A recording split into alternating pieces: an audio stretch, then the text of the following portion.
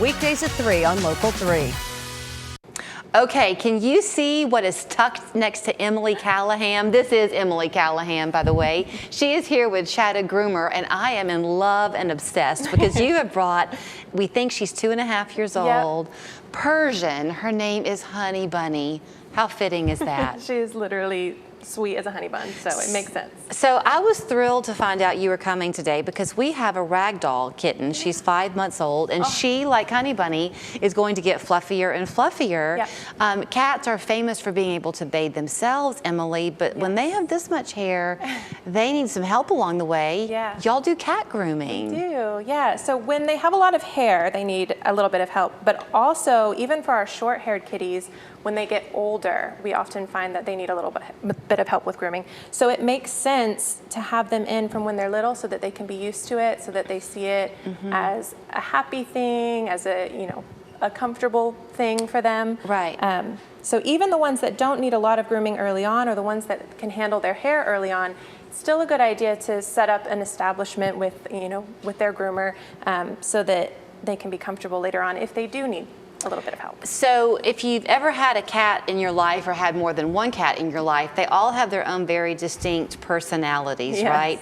So the cat that we have now, Margot, she's just docile as she can be, and she'll go with anybody. Our old cat, Marmalade, loved me, but nobody else. So y'all specialize in what they call fear-free. Yes. You work with the cats to meet them where they are. So full transparency, I handle dogs. Yeah. The cats are Laura's thing. We're a mother-daughter team, and we've kind of split things recently so that she's all cats and I'm all dogs, and it works well that way. I consider her to be a cat whisperer.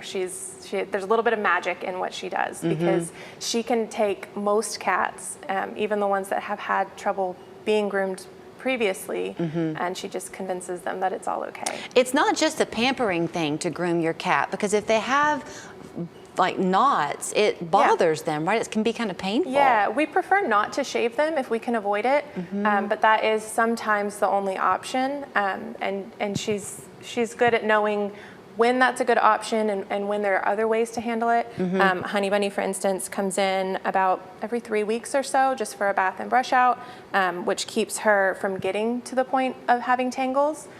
Preventative care is always better than having to do anything drastic to their coat.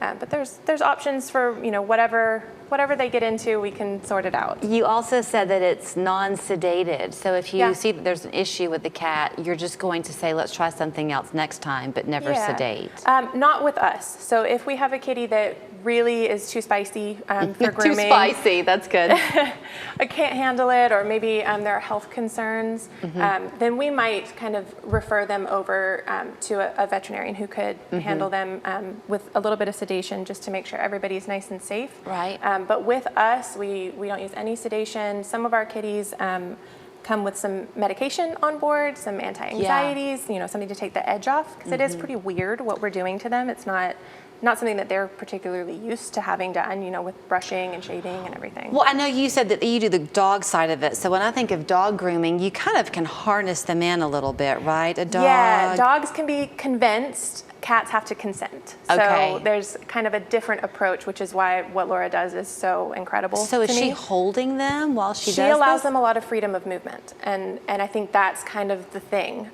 Old school cat grooming, you would scruff them and stretch them out and just get it done as quickly. It usually took 2 people. She works alone. She will sometimes put a tether on them, kind of around their arm, so not on their throat, but they're still able to move around freely. They don't have that locked in feeling. Cats are not going to handle that well. If a cat feels like it's being held down, it's going to fight back. I know differently than dogs. I know you're the dog side of things, so if I'm asking you a question you can't answer, please forgive. But I would imagine if you're talking maybe a more senior cat, let's say, and you bring them in for the first time, is it possible that you might even pick up on some health concerns based on how their fur is? Grooming for cats and dogs, we're kind of on the front lines of a pet's health. Your vet visit, when you have your wellness exam, they're going to have a quick look over.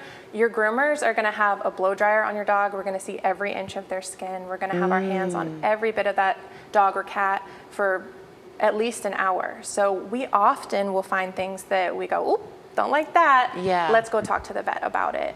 So for sure that happens frequently, that we discover something. You don't clean teeth, which is understandable. No. Do you clip nails? We do. Okay. So all cats of our, need their nails clipped. Yeah, all of our cat appointments begin with a nail trim.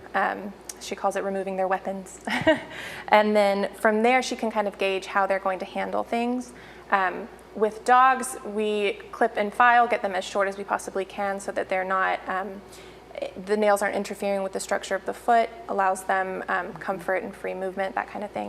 If with dogs, is it true that the more frequently you trim their nails, the less shorter they grow? They grow at the same rate no matter what, but you can work the quicks back. Yeah, okay. So that they can get shorter and shorter. You'll see show dogs with like little nubs of a nail because they're getting dremeled every few days.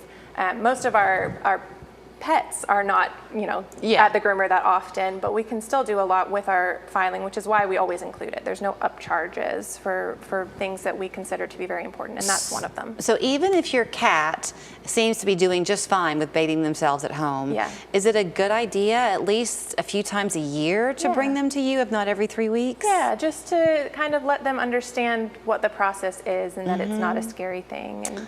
And kind of understand how they're going to handle it as well. Well, we may have to let Margot come get a blowout as pretty as yours. Would she be that fluffy if she had not come to you? Probably. Her mom does a pretty good job of taking care of her hair. We can kind of keep the shedding down. We can make sure that she's not getting any tangles and she doesn't ever have to be clipped. That kind of thing. Well, she is some kind of beautiful. Let me tell you, I'm going to have to pet you. Yeah. So here's where you can go to make your appointment. It's Chattagroomer on Ashland Terrace, chattagroomer.com if you want to go ahead and make that appointment online. But of course, you can always call them, 423-541-1499. Thank you. Of course, thank you. I called Morgan & Morgan because of how large of a firm that they are. They're the biggest injury law firm, and they cut through the red tape and they get things done. I wanted to fight for myself. I felt like my lawyer was fighting for me the whole time. They weren't going to take guff from my employer.